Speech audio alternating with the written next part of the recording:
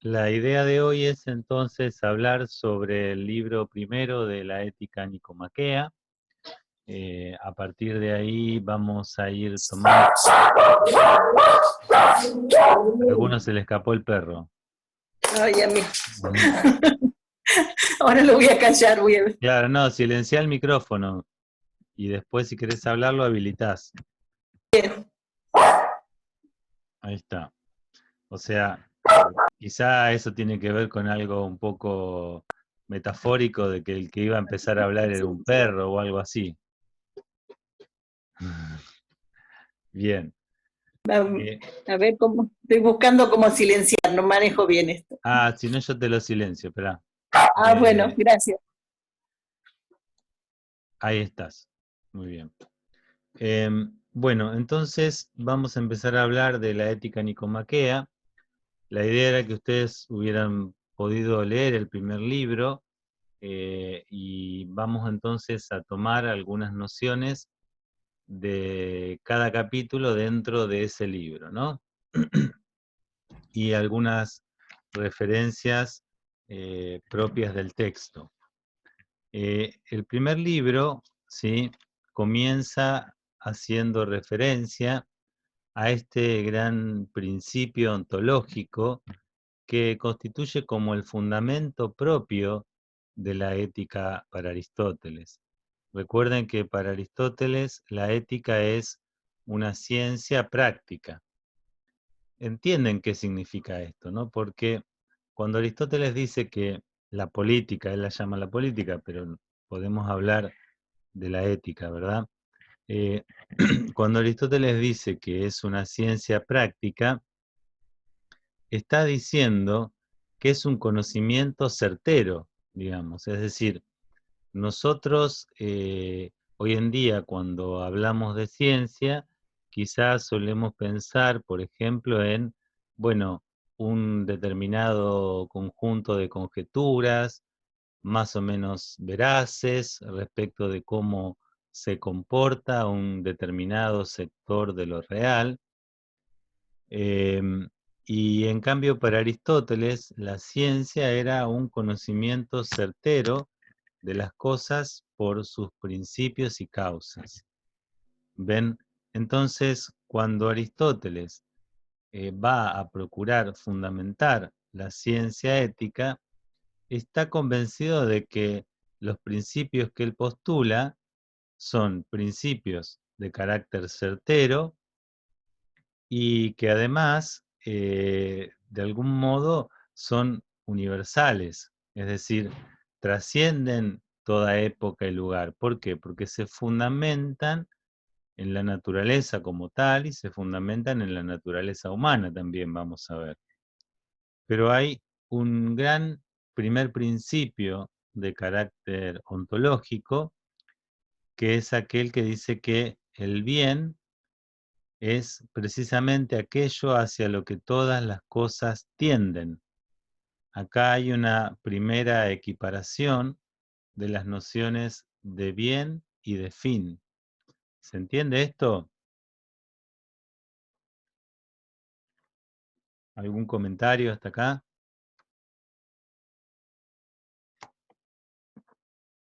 Dice Aristóteles al comienzo del libro primero, en el capítulo primero: todo arte, toda investigación e igualmente toda acción y libre elección parece entender algún bien. Por esto se ha manifestado con razón que el bien es aquello hacia lo que todas las cosas tienden. Estoy siguiendo el texto de la Ética Nicomaquea de Gredos, ¿verdad? ¿Qué significa esto? Que el bien es aquello hacia lo que todas las cosas tienden. ¿Alguno de ustedes puede explicarlo? ¿Se anima?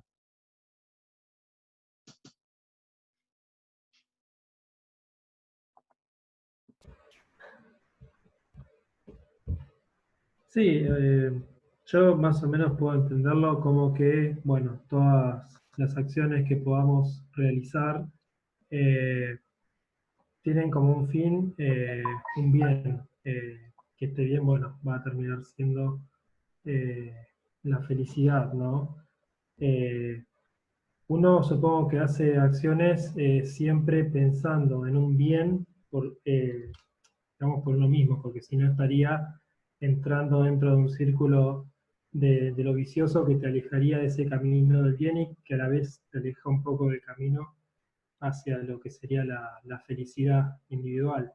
Por eso creo que cada cosa, o sea, por lo menos en este tramo, cada cosa que decidimos hacer eh, tiene como perspectiva por lo menos un bien, o el bien.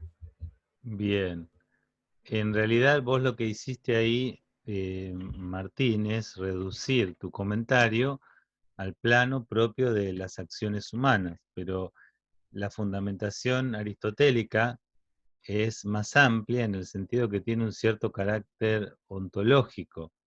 Es decir, lo que Aristóteles capta como primer principio para la vida moral es precisamente que todas las cosas en la naturaleza tienden espontáneamente hacia el bien.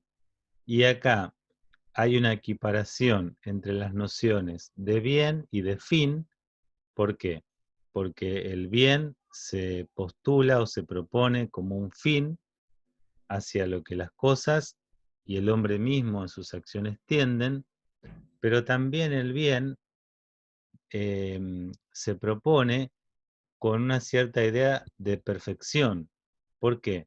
Porque precisamente uno tiende hacia el bien como fin, porque aquello hacia lo que tiende se muestra como algo capaz de perfeccionarnos. Esto se da en el plano ontológico, pero sirve para el plano moral.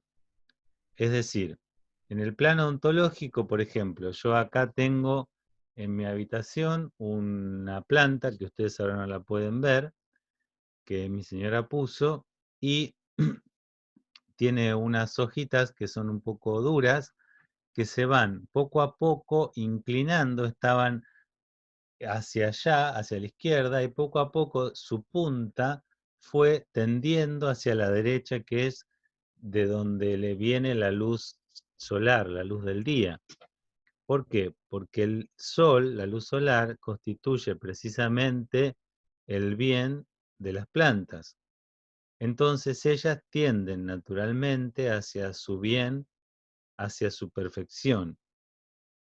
Los seres vivos, que no son el hombre, tienden hacia el bien y hacia la perfección, dice Santo Tomás, como movidos por otros, es decir, por instinto natural. En cambio, el hombre tiene que hacerlo libremente, tiene que reconocer el bien con su inteligencia, es decir, tiene que reconocer que es aquello que posibilita su propia perfección y tender libremente, voluntariamente, hacia ese bien. ¿Se entiende hasta acá?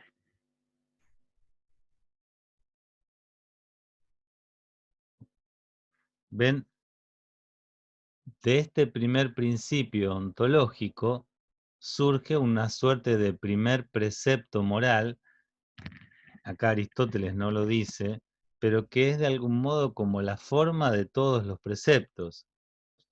Si todas las cosas tienden espontáneamente al bien, y el bien es el fin y aquello que perfecciona, entonces el bien debe hacerse y el mal debe evitarse. ¿Ven? Hay como un primer precepto que surge de este principio, que es como, de alguna manera, el envase de todos los demás preceptos morales. Todo lo que posibilita la perfección de un ser debe procurarse, y todo aquello que va en desmedro de esa perfección debe evitarse. Por ejemplo, si para la conservación de mi propio ser tengo que descansar adecuadamente, entonces yo debo procurar un buen descanso y debo evitar, no sé, dormir 3 horas por día. ¿Se entiende? Pero esto surge de este primer principio ontológico que se muestra también como una posibilidad de fundamentación para lo moral. Bien, del libro primero vamos a tomar eso nada más.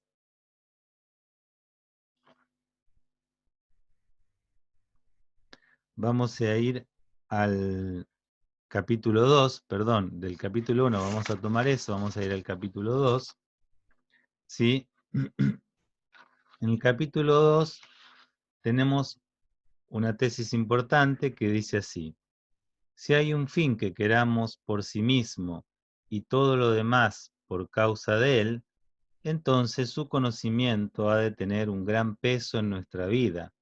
Debe intentar conocerse cuál es ese bien y a qué ciencia pertenece su conocimiento. ¿Ven? Lo que se empieza a preguntar Aristóteles es, bueno, todas las cosas tienden al bien y al fin que es su perfección, pero dentro de lo que es el obrar propiamente humano, ¿hay algún bien que sea como el bien máximo? ¿Hay algún bien que sea como el fin último hacia el cual se dirigen todas las demás acciones y que todo lo que se haga de alguna medida se hace porque es un medio para alcanzar ese bien? Y él dice, bueno, si existe tal bien, hay una ciencia a la que le cabe conocer cuál es ese bien y que cabe prescribir precisamente qué es aquello que conduce a ese bien y qué es aquello que aleja de ese bien.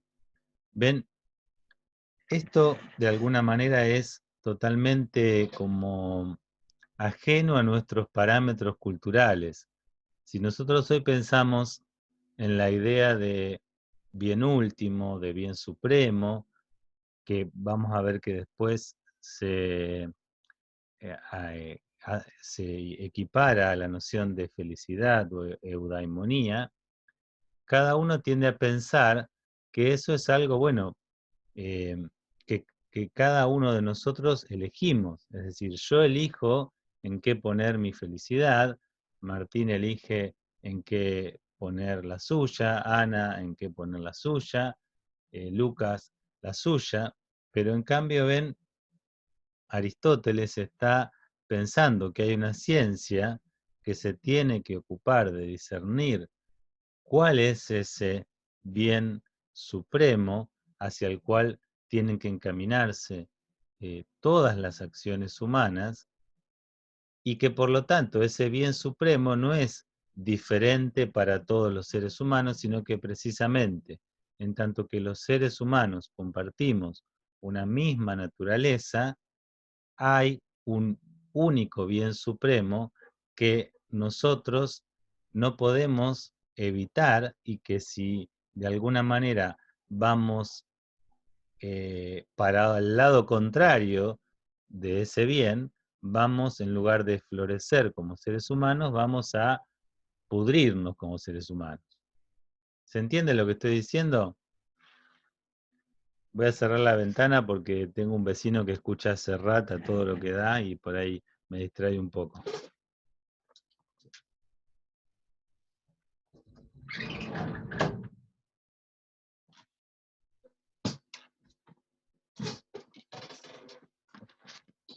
¿Alguno quiere hacer algún comentario hasta acá?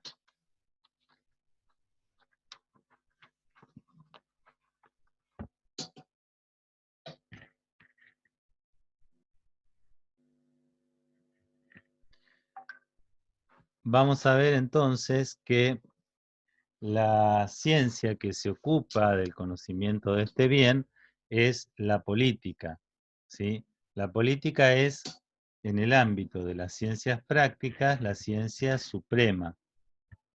¿Por qué? Porque es la ciencia que se ocupa de determinar cuál es el bien humano como tal. Y el bien humano ¿sí? Es mejor, va a decir Aristóteles, procurar el bien humano para la comunidad que procurar simplemente el bien de una persona. Porque además, dentro de esta perspectiva cultural, no puede entenderse al ser humano como al margen de la comunidad. El ser humano es un animal eminentemente político, hoy diríamos eminentemente comunitario. Bien, leo algunos parágrafos de este capítulo 2. Si pues de las cosas que hacemos hay algún fin que queramos por sí mismo y las demás cosas por causa de él, es evidente que este fin será lo bueno y lo mejor. ¿No es verdad entonces que el conocimiento de este bien tendrá un gran peso en nuestra vida? Si es así, debemos intentar determinar, esquemáticamente al menos, cuál es este bien y cuál de las ciencias o facultades se encarga de estudiarlo. Parecería que ha de ser la ciencia suprema y directiva en grado sumo. Esto es manifiestamente la política. En efecto, ella es la que regula qué ciencias son necesarias en las ciudades. Y puesto que la política se sirve de las demás ciencias y prescribe además qué se debe hacer y qué se debe evitar, el fin de ella, es decir, de la política, constituirá el bien del hombre. Ven, una cosa interesante acá es lo siguiente. Por un lado, que el conocimiento de cuál es el bien humano es algo de lo cual puede tenerse un cierto conocimiento científico, es decir, certero, que ese conocimiento es algo para todos los seres humanos. Y además que la ciencia que se encarga de estudiarlo es la más importante.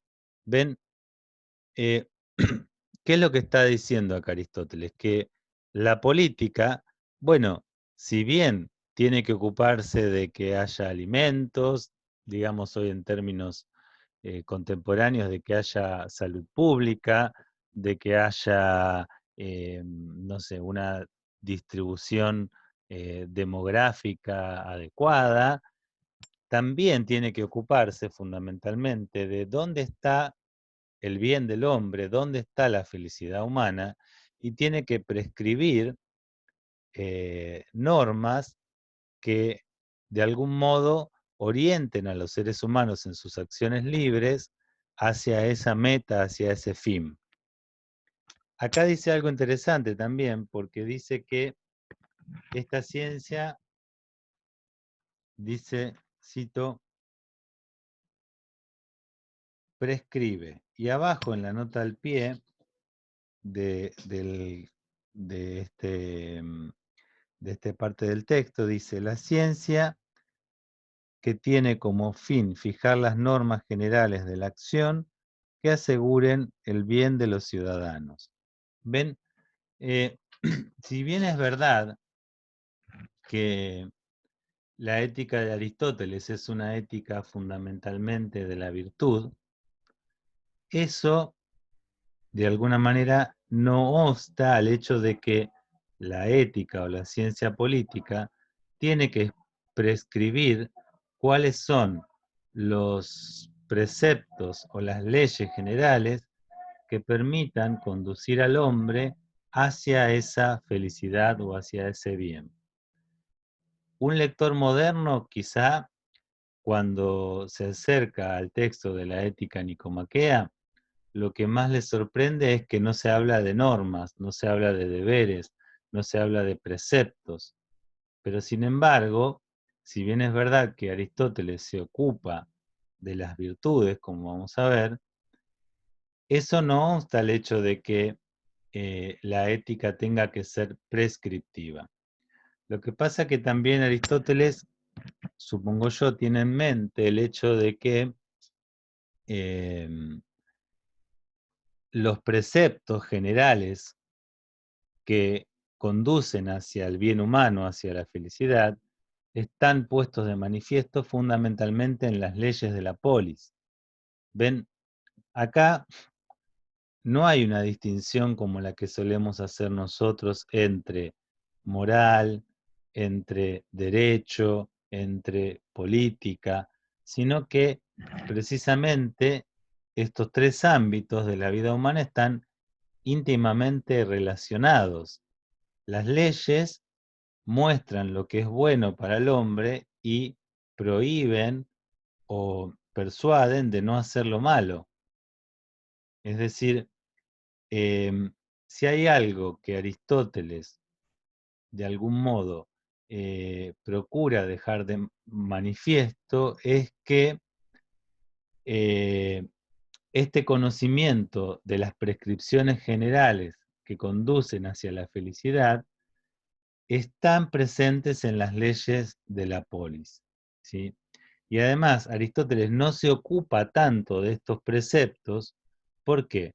Porque, bueno, para Aristóteles lo más difícil de la ética no es saber qué es lo bueno y qué es lo malo, sino cómo hacerme a mí capaz de lo bueno. Es decir, la ética de la virtud que propone Aristóteles es precisamente una ética de la educación del carácter, porque Aristóteles está convencido de que lo más difícil para la ética no es saber lo que es bueno y lo que es malo, sino cómo hacerme a mí capaz de lo bueno. Aristóteles estaba convencido de que todos los seres humanos tenemos de alguna manera una aptitud para conocer en términos generales qué es lo bueno y qué es lo malo. Tengo que ser moderado, tengo que ser justo, tengo que ser valiente, ¿sí? Y que todo lo podemos conocer sin problema. Y que donde se juega verdaderamente la vida del hombre moral es en cómo hacer al sujeto, a la persona, capaz de cumplir lo bueno. Pero, no obstante, eso no implica que la ética no sea una ciencia prescriptiva. ¿Quedan claros o los mareé mucho? Pueden hablar, ¿eh? Maxi, ¿qué tal? Tengo una consulta.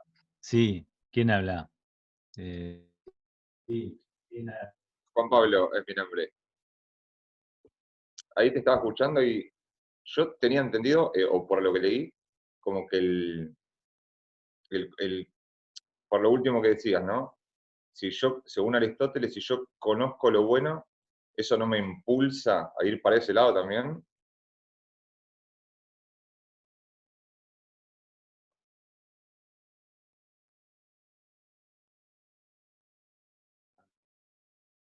Tenés el micrófono silenciado, Maxi.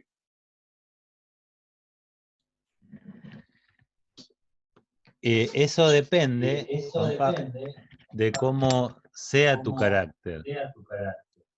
Es decir,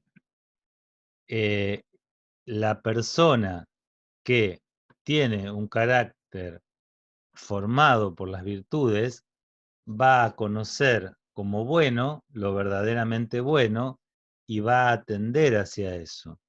En cambio, una persona incontinente o que aún no es virtuosa o que aún no ha adquirido los hábitos morales, es probable que lo que se le presente como bueno no sea lo bueno en sí, sino lo que Aristóteles llama aparentemente bueno.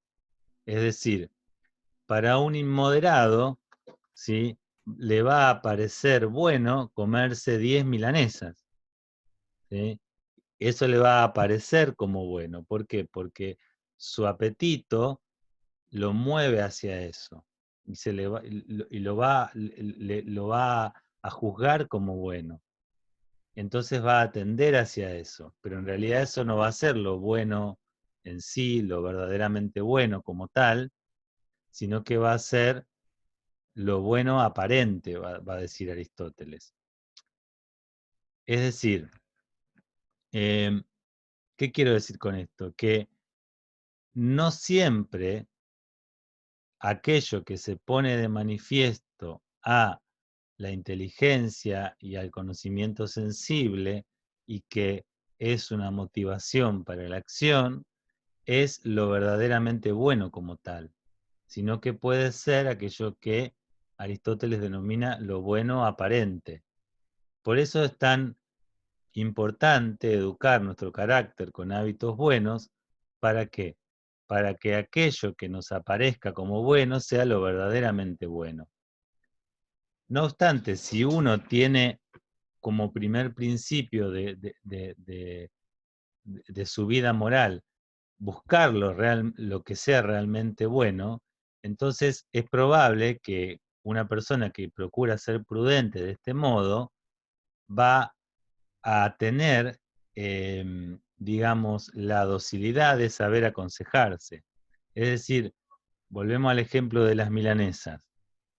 Yo aún no soy moderado, entonces, ¿qué pasa? Veo la fuente de milanesa y digo, no, está bueno que es para mí mi bien comerme las 10 milanesas. Pero de repente yo también digo, no, yo ya sé que no todo lo que se me aparece puede ser realmente lo bueno para mí. Y como yo no tengo mucha experiencia en cuántas milanesas tengo que comerme, entonces, ¿qué hago? Pero como además he tomado como principio de mi vida buscar lo realmente bueno, pido consejo y le pregunto a mi mamá, che, ¿qué te parece, mamá? ¿Estará bien que me coma 10 milanesas o me tengo que comer 3 o 4 mejor? Y como mi mamá sabe, tiene experiencia en eso, me va a decir, no, mirá, si vos te comes 10 milanesas te va a doler la panza, no vas a poder ir a hacer deporte después, y te vas a sentir mal. Lo mejor para vos es comerte 3 milanesas. ¿Se entiende, Juan Pablo, lo que digo? Los enrosqué más.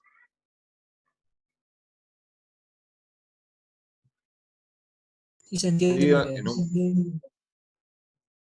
En Sí, un sí, principio te había entendido como que desde una mirada de Aristóteles alguien podía entender qué era lo bueno y elegir no hacerlo, sino hacer otra cosa.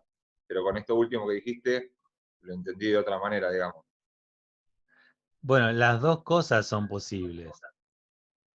Si yo soy una persona que reconozco que no todo aquello que se me aparece al apetito es realmente lo bueno en sí, sino que puede ser lo bueno aparente, y además he tomado como principio de mi vida buscar lo verdaderamente bueno, entonces ahí voy a pedir un consejo.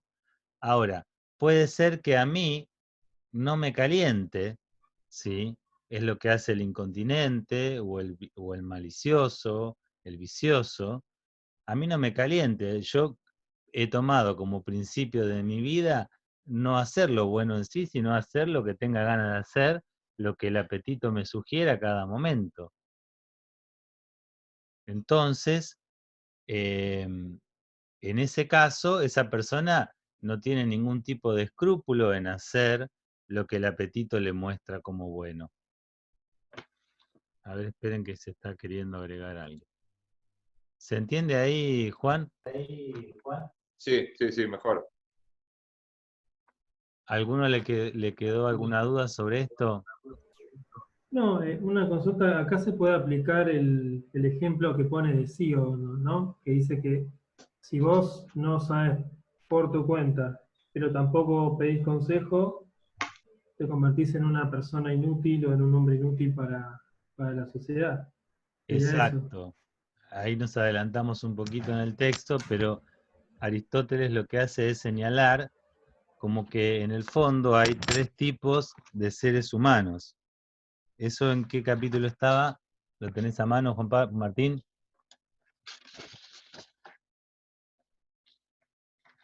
A ver, si no yo le digo. Capítulo 4, al El final. 4. Exacto, sí, hay como tres tipos de seres humanos, va a decir Aristóteles en el capítulo 4. Están las personas óptimas, que son aquellos que por sí mismos comprenden lo que es bueno, ¿sí? El bueno, que escucha el buen consejo, ¿ven?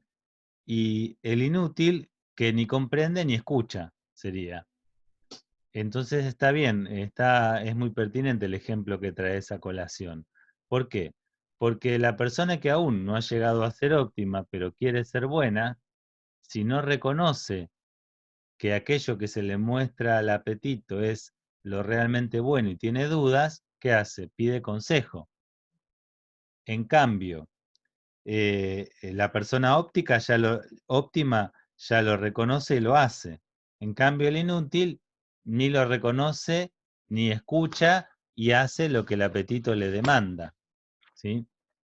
Pero ya se está por terminar esta reunión. Ahora les pongo en el Facebook un link más, así avanzamos un poco.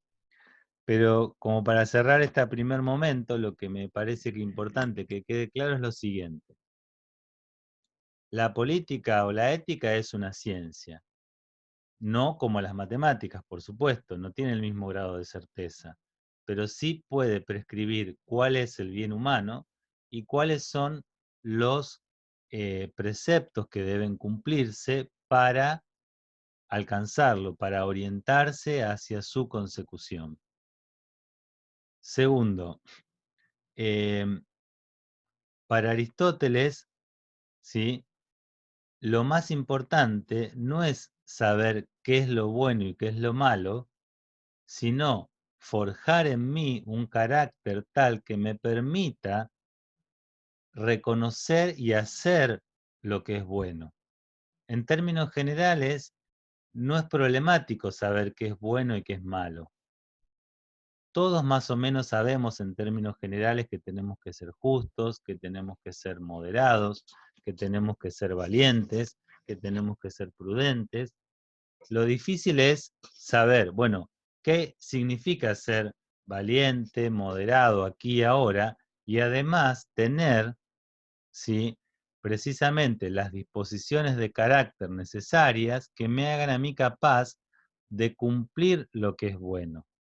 Por eso es tan importante adquirir, va a decir Aristóteles, las virtudes desde la juventud. Bueno, con esto cerramos esta primera parte. Yo ahora en 3 o 4 minutos les subo un nuevo link y hacemos un poquito más, así avanzamos con el texto. Gracias por todo, ¿eh?